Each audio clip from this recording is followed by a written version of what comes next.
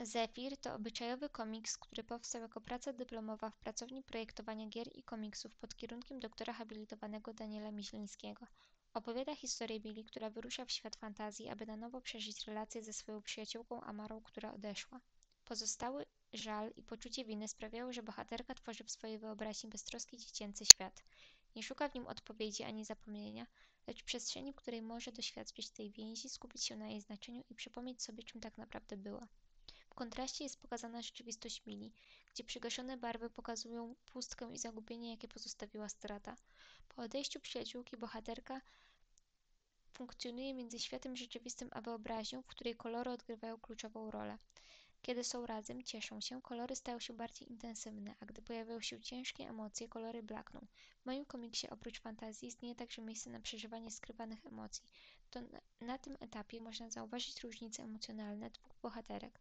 Istotnym elementem wizualnym są także kolorowe światła, które symbolizują emocje oraz proces ich przepracowywania. Są nie tylko częścią świata, ale także narracji. Prowadzą bohaterkę przez jej wewnętrzną podróż, pozwalając jej zobaczyć swoją relację z innej perspektywy i dostrzec, że mimo straty pozostawiła ona po sobie coś cennego.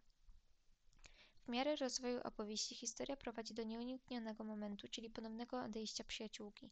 Mila staje przed kluczowym wyborem: zostać w świecie wspomnień, czy wrócić do rzeczywistości i relacji, które wciąż istnieją.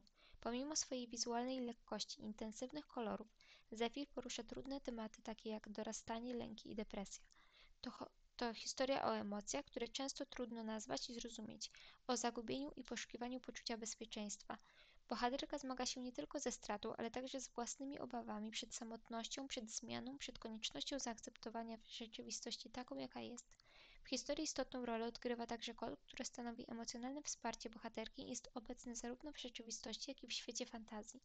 Jego obecność podkreśla, że mimo straty nadal istnieją relacje, które dają bohaterce poczucie bezpieczeństwa. Jest on symbolem stabilności, ale też przypomnieniem, że jej świat nie został całkowicie pusty, że wciąż istnieją relacje, które mają znaczenie. Ostatecznie bohaterka zdaje sobie sprawę, że przyjaźń znika wraz z odejściem przyjaciółki, ponieważ pozostanie na zawsze we wspomnieniach. Wybierając powrót do rzeczywistości, nie odrzuca przeszłości, lecz uczy się dostrzegać wartości z minionej relacji i stawiać na pierwszym miejscu te, które nadal są obecne w jej życiu.